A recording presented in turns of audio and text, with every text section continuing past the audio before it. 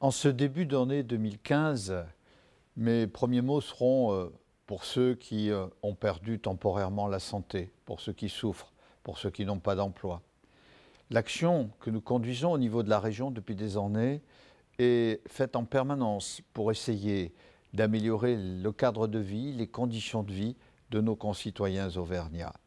Car la recherche d'un peu plus de bonheur pour les uns et les autres est le leitmotiv de notre action.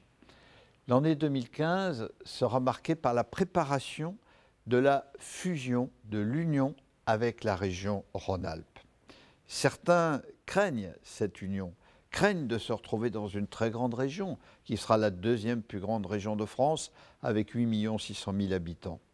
Il ne faut pas vivre dans la peur et dans la crainte permanente. Il faut au contraire essayer de voir ce que ça va amener à nos concitoyens, à vous. Eh bien d'abord, cette union va permettre, sur le plan économique, un meilleur soutien de nos entreprises. Ça va permettre de les aider davantage à l'exportation. Et quand on aide les entreprises, quand elles se développent, il y a plus d'emplois. Et plus d'emplois, c'est plus de satisfaction pour la jeunesse. Cette jeunesse qui est notre préoccupation constante. Vous savez ce que nous avons fait avec la mise en place de la carte Jeune Nouveau Monde, qui permet d'aider ceux qui ont les revenus les plus modestes, de les aider à accéder à l'autonomie.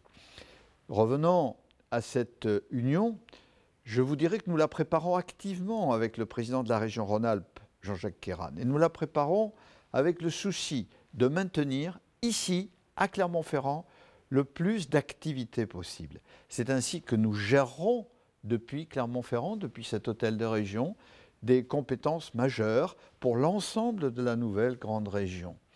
Bref, d'ici le mois de juin 2015, nous serons en mesure de vous dire comment nous pensons que les choses pourront s'organiser. Voilà, je vous souhaite une très bonne année 2015 à tous et à toutes, avec cet espoir que demain, tous ensemble, nous soyons plus performants dans un esprit de justice et toujours avec le même objectif, un peu plus de qualité de vie, un peu plus de bonheur pour nos concitoyens.